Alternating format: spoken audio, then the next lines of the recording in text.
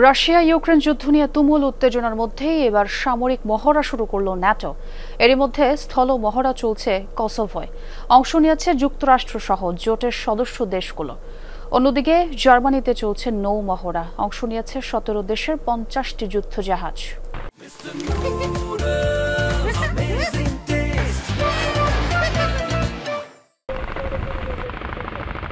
কসোভোর বিস্তীর্ণ পাহাড়ি এলাকা জুড়ে চলছে সামরিক বাহিনীর মহড়া। ট্যাঙ্ক, সাঁজোয়া যান নিয়ে চলছে যুদ্ধের প্রশিক্ষণ। অংশ নিয়েছে দেশটির সামরিক বাহিনীর পদাতিক, গোলন্দাজ সহ বিভিন্ন ইউনিট। যৌথ এই মহড়ায় অংশ নিয়েছে যুক্তরাষ্ট্র সহ ন্যাটো জোটের বিভিন্ন দেশ। এই মহড়ার মাধ্যমে আমরা আমাদের সক্ষমতা দেখিয়েছি। আমরা প্রমাণ করতে পেরেছি যে ন্যাটোর সাথে চলার ক্ষমতাও আমাদের আছে। এই সামরিক সক্ষমতা শুধু আমাদের জন্যই নয়, এটা জোটের ভবিষ্যতের জন্য প্রয়োজন। অন্যদিকে জার্মানিতে চলছে ন্যাটোর সবচেয়ে বড় নৌ মহড়া। 17 দেশের 50টি যুদ্ধজাহাজ অংশ নেয় এতে। এর পাশাপাশি রয়েছে 90টির মতো যুদ্ধবিমান এবং 9000-এর বেশি সেনা সদস্য।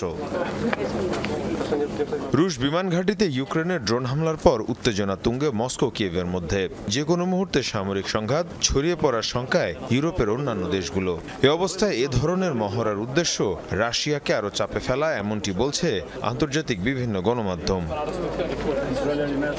ন্যাটো এবং এর সদস্য দেশগুলোর প্রায় 25,000 সদস্য ইউরোপের 18টি দেশে মোতায়েন করা রয়েছে।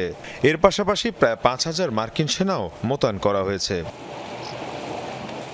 মীর মুশফিকা হাসান, যমুনা নিউজ।